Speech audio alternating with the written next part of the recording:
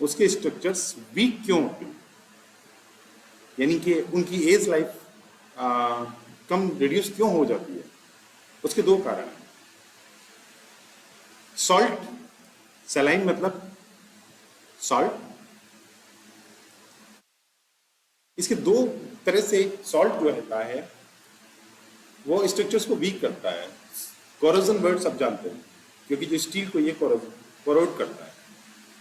लेकिन ये कंक्रीट को कैसे हार्म करता है, ये भी एक बड़ा पॉइंट है। सॉल्ट की जो बेसिक प्रॉपर्टी होती है, आपने कभी अपने किचन में रखा हुआ सॉल्ट के डेले बनते हुए नहीं देखे होंगे। क्यों? क्योंकि सॉल्ट अपने आप में डिसइंटीग्रेटिंग एजेंट होता है। अब ये दो तरह से हमारे स्ट्रक्चर्स में प्रेजेंट होता है। एक saline water through used for construction, and construction is done by portable water, but environment has saline conditions. पहला पॉइंट, सलाइन वाटर यानी कि entire construction is done by A water which has presence of salt beyond the limits. Beyond the limits. Second point, construction is done by potable water. But यानी कि आपने अच्छे पानी से आपने कंस्ट्रक्शन कर लिया, लेकिन एनवायरमेंट में इतना साल्ट है कि वो कवर के थ्रू इंग्रेस कर रहा है। कोई भी स्ट्रक्चर है, हवाओं में सॉल्ट हो सकता है, इसमें ये इंग्रेस कर रहा है, इंग्रेस कर रहा है यानी कि अंदर जा रहा है। तो ये भी डैमेज कर सकता है, ये भी डैमेज कर सकता है। चलिए पहली कंडीशन लेते हैं, PCC structures, impact of PCC structure. देखिए सॉल्ट की बेसिक प्रॉपर्टीज क्या होती है?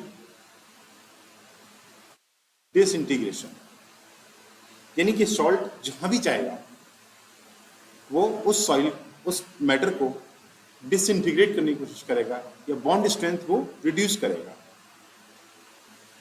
तो ये भी डैमेज कर सकता है, ये भी डैमेज कर सकता है। चलिए पहली कंडीशन लेते हैं, impact on PCC structures. Impact of PCC structure, देखिए सॉल्ट की बेसिक प्रॉपर्टीज क्या होती है? डिसइंटीग्रेशन, यानी कि सॉल्ट जहां भी जाएगा वो उस सॉइल, उस मैटर को डिसइंटीग्रेट करने की कोशिश करेगा या बॉन्ड स्ट्रेंथ को रिड्यूस करेगा। Reduces the bond strength,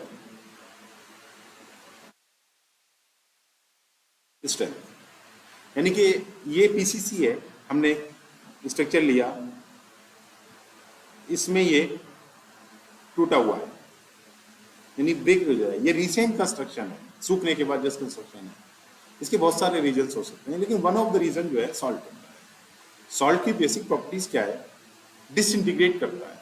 salt को जहां भी आप मिला दो तो वो एक दूसरे से पार्टिकल्स को अलग अलग करने की कोशिश करेगा, जिनकी बॉन्ड स्ट्रेंथ रिड्यूस हो जाती है।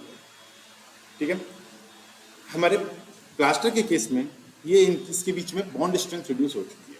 अब जब बॉन्ड स्ट्रेंथ रिड्यूस हो चुकी है तो धीरे धीरे करके ये झड़ने लगेगा। इसलिए हमारे कोड में IS 456 ने जो वाटर हम यूज करते हैं उसके लिए मैक्सिमम क्लोराइड्स की कंसंट्रेशन रिकमेंड की है 2000 मिलीग्राम पर लीटर, उससे ज़्यादा रिकमेंडेड नहीं है। अब इस सॉल्ट का इम्पैक्ट देखते हैं हम RCC स्ट्रक्चर्स पे। अब इस स्ट्रक्चर को देखने के बाद आप मुझे ये बता सकते हैं कि इसमें ये जंग लग रही है, तो जंग से पहले टूटा क्यों है? जंग से पहले ये स्ट्रक्चर टूटा क्यों है? जंग से पहले ये टूटा क्यों है? जंग से पहले इसका रिमूवल ऑफ कवर है, रिमूवल ऑफ कवर। उसके बाद कोरोजन,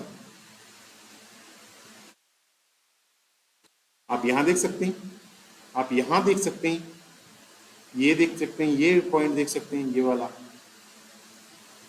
ये भी पार्ट देख सकते हैं जहां पर कवर ऑलरेडी एग्जिस्ट कर रहा है।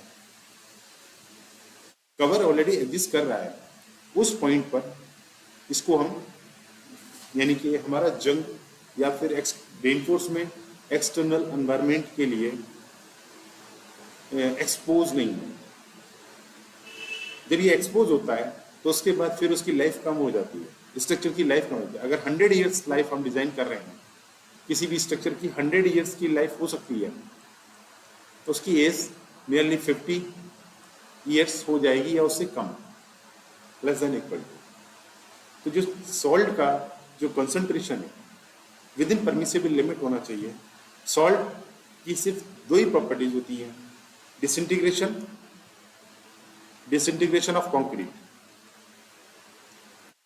कंक्रीट के कवर को रिमूव करता है, डैमेज करता है, उसके बाद स्टील को एक्सटर्नल एनवायरनमेंट के लिए एक्सपोज करता है, जिससे उस पर कोरोजन इंस्टॉल हो सके और स्ट्रक्चर्स की लाइफ वीक हो सके। ये तब तक इम्पैक्ट स्टील को इम्पैक्ट नहीं करेगा जब तक ये स्टील तक पहुंचता नहीं। ये स्ट्रक्चर्स इस हिसाब से अपनी एवरेज लाइफ रिड्यूस कर चुके हैं। स्ट्रक्चर